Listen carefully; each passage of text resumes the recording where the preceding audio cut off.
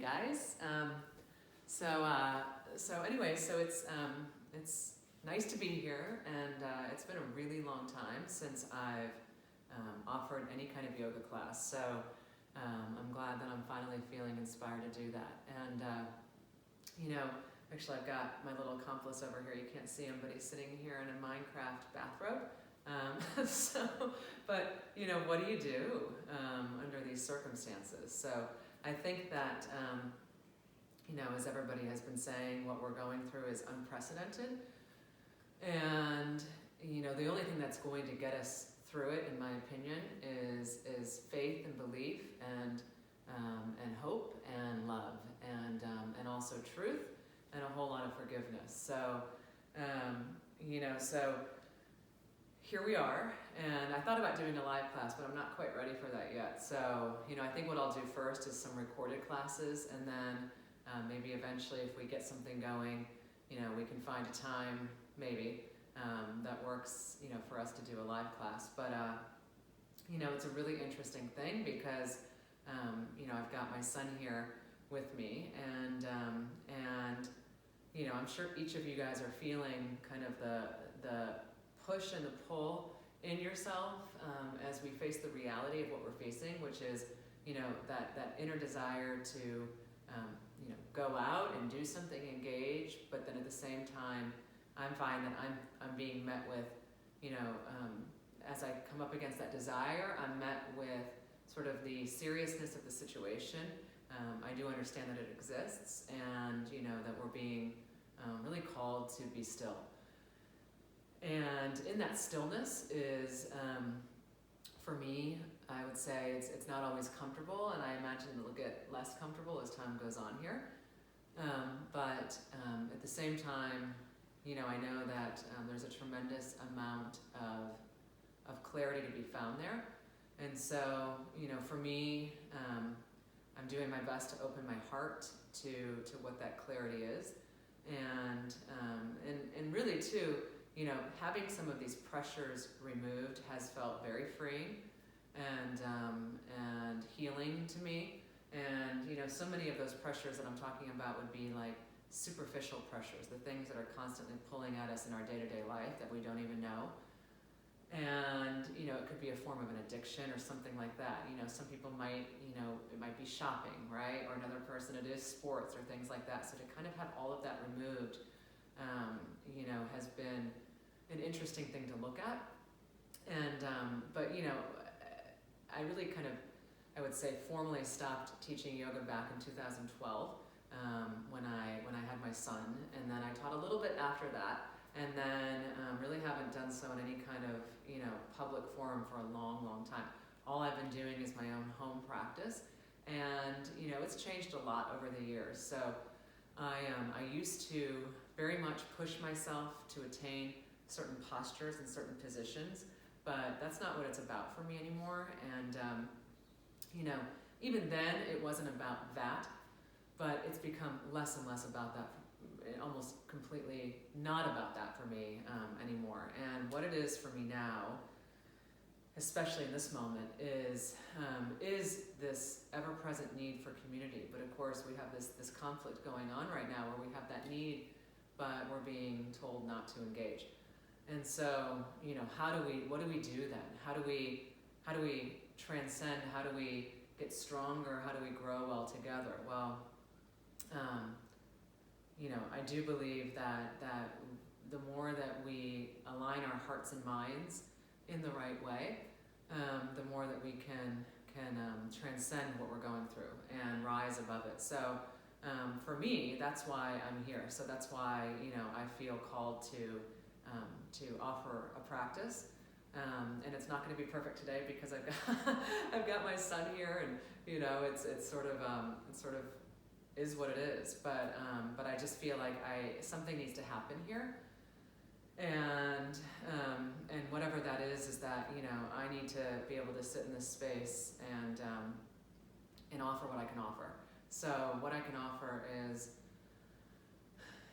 my own personal experience and how I'm seeking the wisdom that I feel like I'm being guided to seek during this time.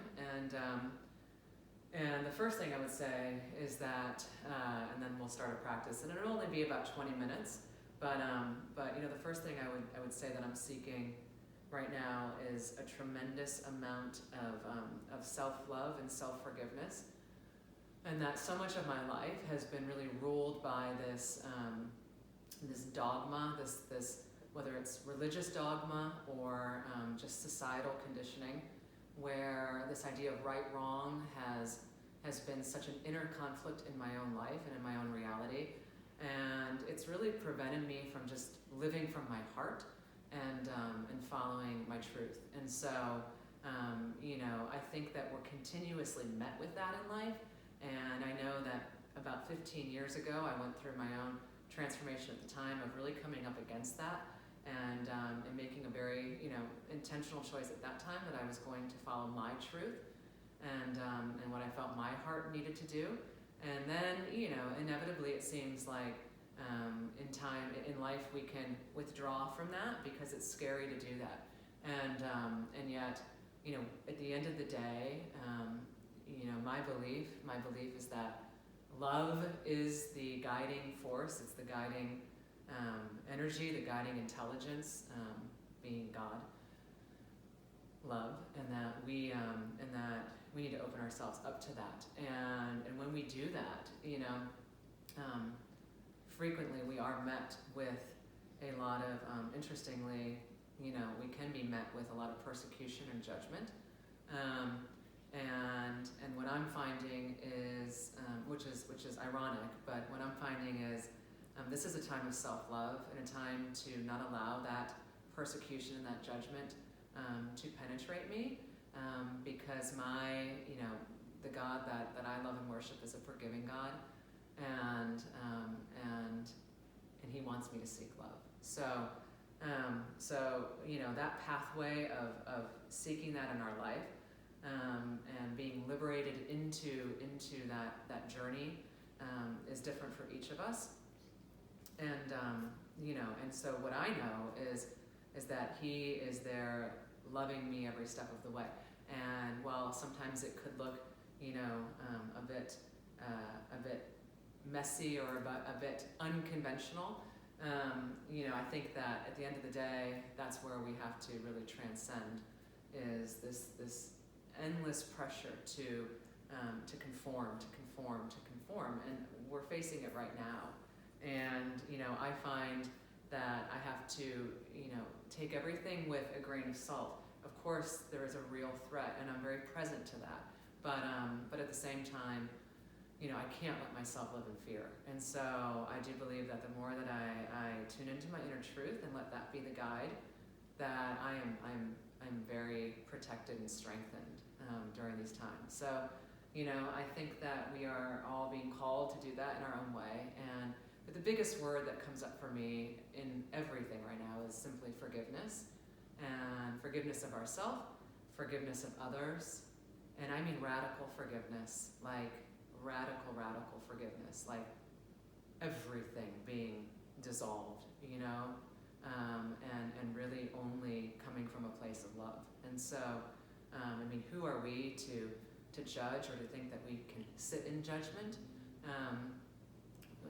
We are not.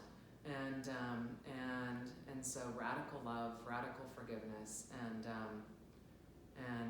letting kind of everything else just fall away from you, noticing those fluctuations when they come up, where you feel the judgment, around us or whatever it may be, and just noticing those fluctuations, and instead of being gripped by it, by being gripped by fear, instead just letting it wash through you. And it's very liberating to be able to do that and to sit in your own space of self-love and self-forgiveness. And of course, for me, it is seeking it also from my higher power, His love and His forgiveness. So that's where I'm at. And so let's do a little practice and let's breathe together.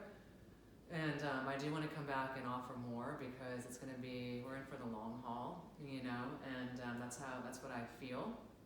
And we probably are going to get a little stir crazy, and that's why I would like to eventually offer some live classes. But find your own ways of liberating yourself, find your own ways of freeing yourself from this idea that we need to live in fear. So anyhow, but still be vigilant and still be mindful. You know, I was going to go to take a trip, and I'm not, because obviously, you know, we want to minimize our risk always in life. But yeah, I think we're all figuring it out. So let's do a little practice, and if my little guy over here gets up, he'll be fine. And this is just going to be simple. And the intention today is just to get grounded together and to really remember that we're all in this together, and we are all here to grow well together. And it's not an individual process; it's a collective journey, and it's going to happen through love and forgiveness. So, who can you forgive today? You know, for me, I found my forgiveness about a week ago. And actually it was. I found my forgiveness a week ago on Sunday. What day is it? Sunday, yeah. And, you know, I got to the end of my road where I was, you know, living in my duality and also judging others. And I realized that I needed to stop.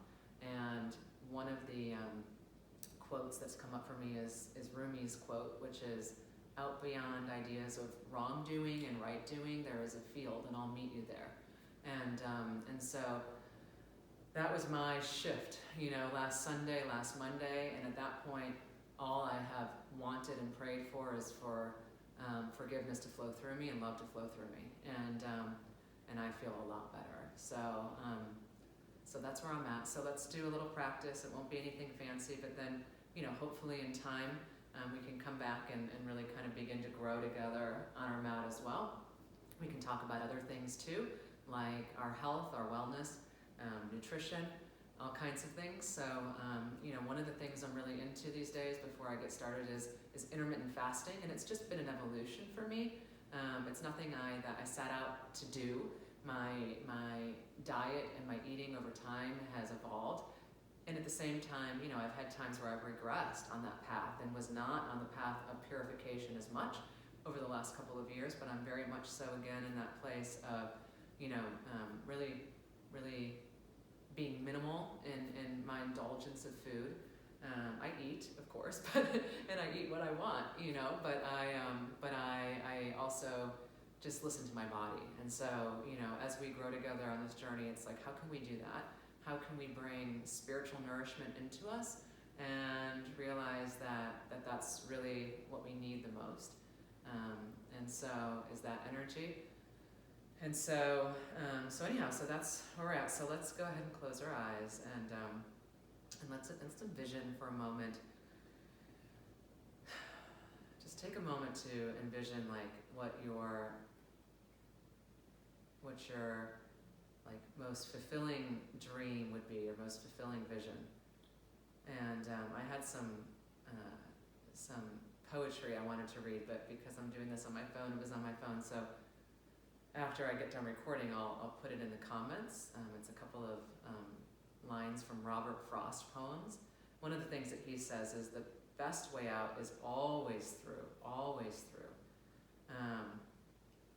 And so we are getting to go through it as we experience everything that's going on in the world right now. So let's envision, what does that vision of healing look like for you and for your life? And let's continue to visualize that, and then let's extend that out and bring that to your community and to your loved ones and your friends. And for me, it's the dissolving of fear. It's the letting go of fear. It's the letting go of judgment and of persecution. It's the loving others as we love ourselves. And so let's go ahead and start. So I'm not going to get too descriptive today because I talked a long time, but we're just going to kind of let our bodies move a little bit. I'm just going to take you through a simple practice. I usually always love starting this way. And again, if my son wasn't here, I'd probably get a little bit, deeper into each posture, but I just want to be mindful of time. And so I actually have a wrist injury that I've been dealing with for a year. I fell roller skating and my wrist has not been normal yet. So I modify a lot on my fingertips or on my fist. So, this is a good thing because some of us do have wrist issues. And so you'll see me doing that, and so that's what I've been doing for the last year. Every time I do a push-up or a chaturanga, or anytime I put pressure on my hands, I will always modify by using my fingertips or my fists. So anyhow, so from there we're going to go into our downward facing dog. And you're going to just walk it out. And of course you're going to be breathing in and out through your nose as much as possible, but the idea today is not perfection at all, it's just movement and connection. So let's not judge what we're doing. Keeping with that theme, let's go ahead and walk it up, and we're just going to open our feet to the side. And you're going to go ahead and place your hands on your thighs and just twist out your spine.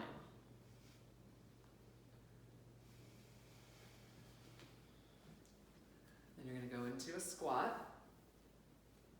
And this is where we're going to start to connect our breath into the one source. So we're going to inhale.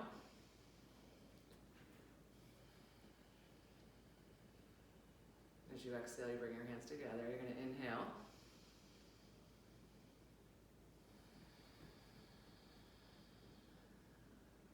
And you're going to, one more time, inhale.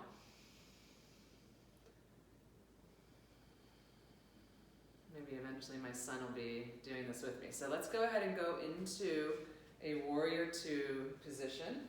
And so what you want to make sure happens is that your knee never extends beyond your ankle. Your back leg is completely straight. You're going to arch back, inhaling. And then as you exhale, you're going to come forward. Take that hand, slide it down your legs. You're almost giving yourself a little bit of massage in essence. You're going to straighten that left leg. If you can't, or excuse me, for you it might be your right. You're going to straighten that leg, and when you do that, if you need a block, you're going to put a block on the inside. So we're going to straighten that leg, and bringing the arm up, breathing deeply.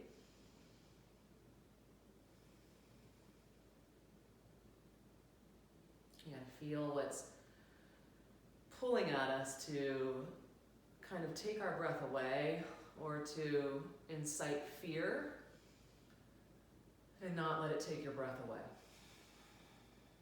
Stay in your breath and let go of fear. If you can straighten your leg here, you'll straighten it. Otherwise, you might stay in triangle.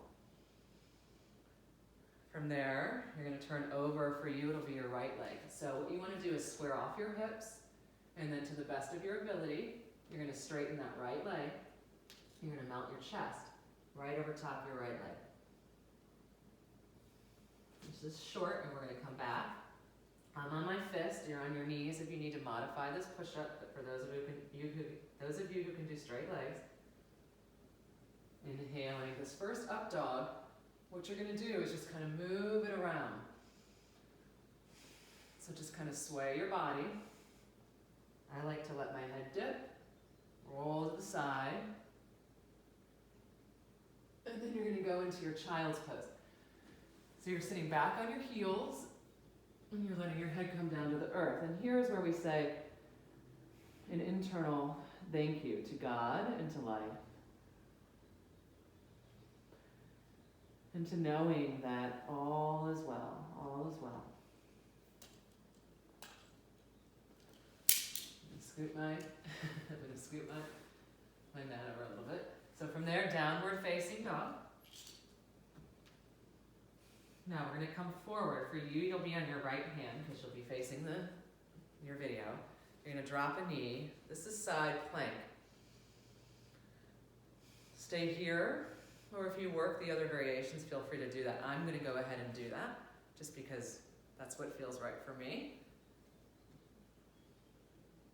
And you're going to come back into plank, and we're going to do some push-ups. So you're going to lower.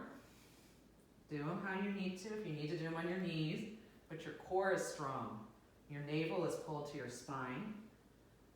Just do as many as you can. Drop your body to the floor, strengthen your legs, point your toes, and rise up. You squeeze your glutes as hard as you can. That's going to support your low back muscles, and you'll go back into child's pose. Rest. All is well. Don't be afraid. Coming forward, now I'm going to face the opposite way. So you'll have my back to you. But again, working the variations of plank. I'm not going to go through them today because of time, but I'm going to go ahead and work into my variation.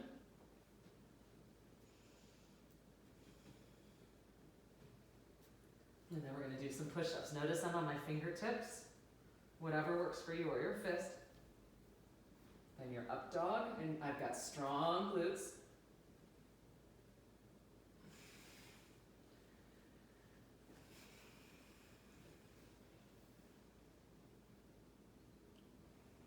And you're breathing through your nose. It's an inhale and an exhale.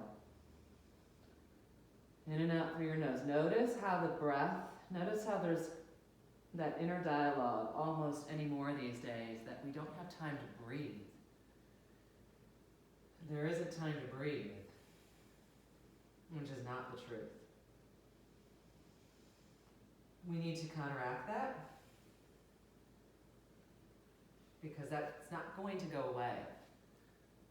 Even when we are done being quarantined, we will return to the world, and there will be just as many pressures as before.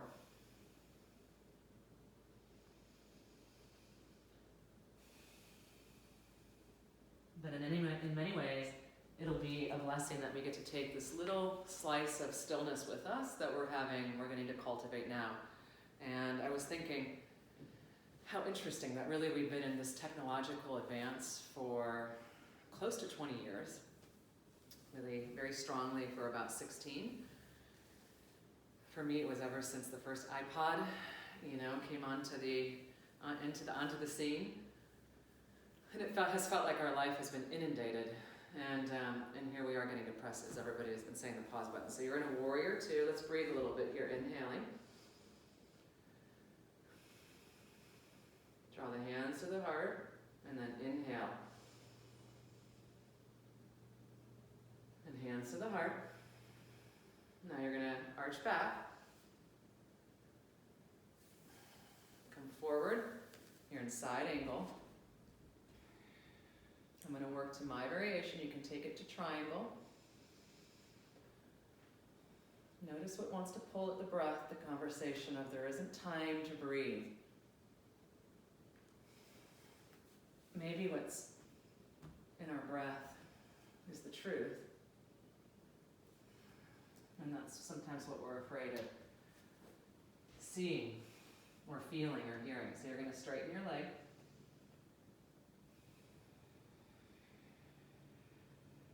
And then you're going to step back. So that's going to pretty much be our standing postures. Maybe one more. You're in your up dog. It's just kind of a modified, almost like a lazy cobra. You can move around a little bit. Twist out your spine as you come back to your heels. Child's pose.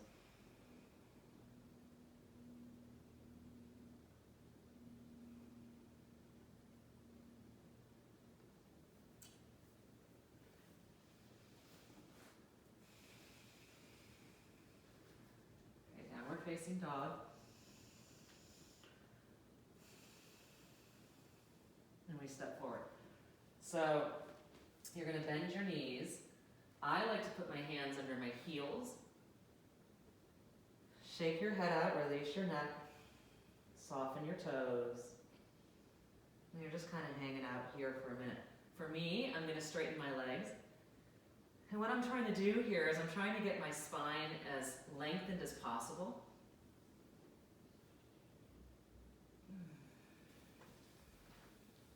Okay. So let's sit down. And let's lay on our backs.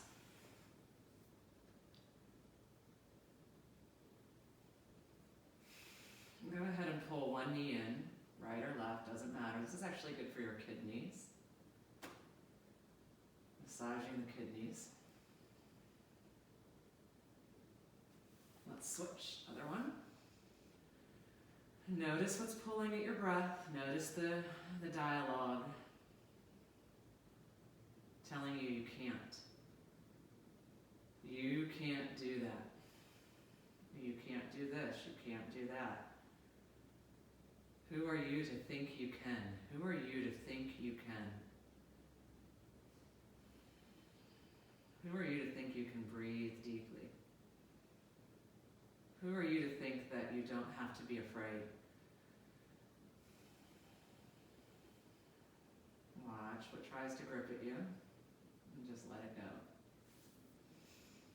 Okay, so now I like to do a little bit of stretching out my legs here, just kind of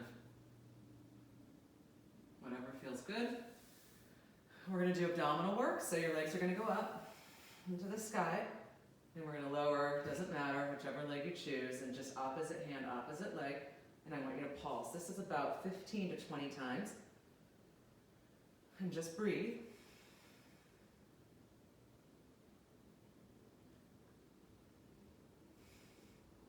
It's interesting to have my little observer here.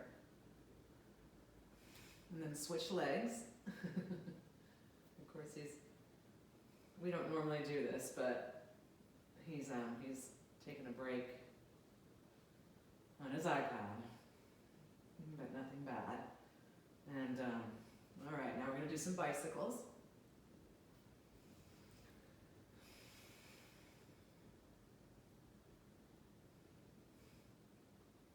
Drop the knees to the side and lift. And breathing deeply while you're doing this. Drop your knees to the other side.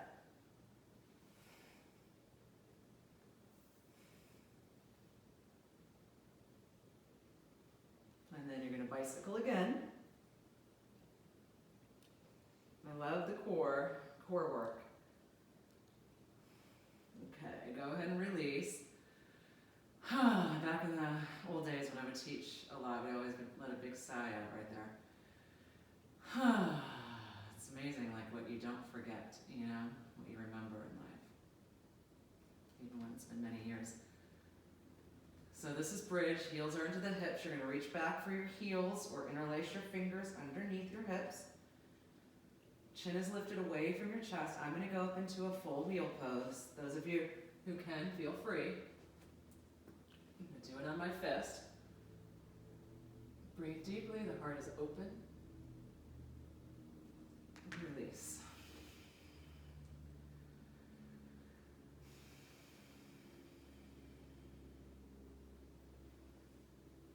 So now, I'm going to have us just do a little bit of pigeon. So I'm going to kind of spin around here. I actually prefer a hip stretch like this, but really what I'm really feeling like I want to do is the splits. And again, in the interest of Turner not being on the iPad too long, but there's that time conversation too. See, it pulls at all of us always. You don't have time. You don't have time. But it's not the truth.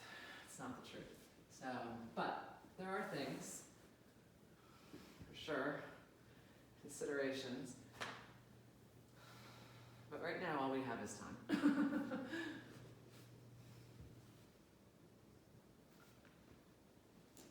And those of you that can do the splits, if you want to just straighten one leg out here, or if you can go into a full split, go into a full split.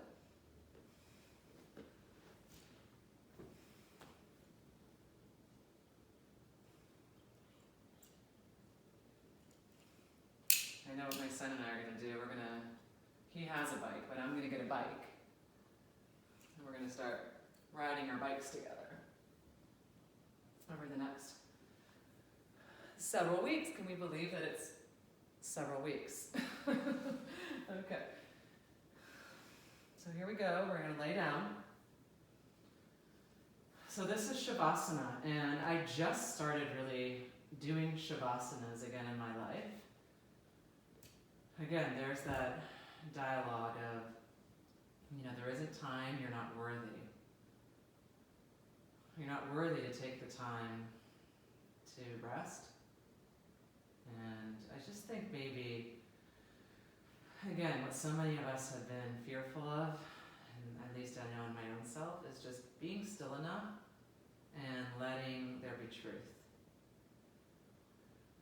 And not being afraid to hear the truth. And I think about the different times in my life, especially over the last several years, where I was afraid to hear the truth. And so I didn't want to become still enough because I didn't want to listen. And then I was told the truth. And when I was told the truth, it was very difficult. But it was a blessing, because now I'm not afraid of the truth.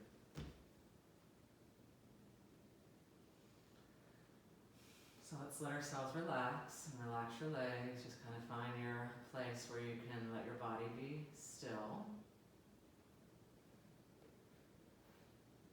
And when I relax here, I like to say, inhale, toes relax, and walk my way up through my body. Inhale, knees relax.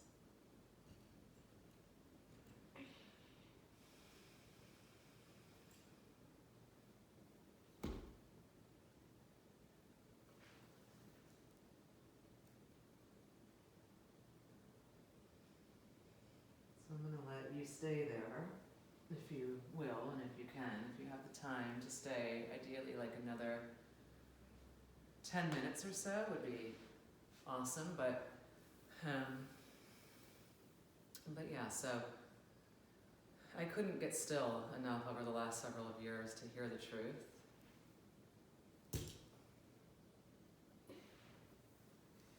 But I wanted to know it, but I was afraid of it. And when I finally heard it, it was devastating. But then I healed. And then you realize that truth frees you. It's like when people say, do you want to hear the good or the bad first?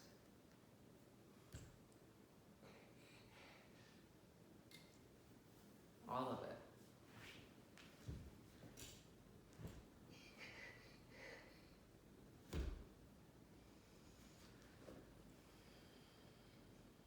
Okay. Inhale. Namaste. Oh, I gotta go see what little man wants. What's going on?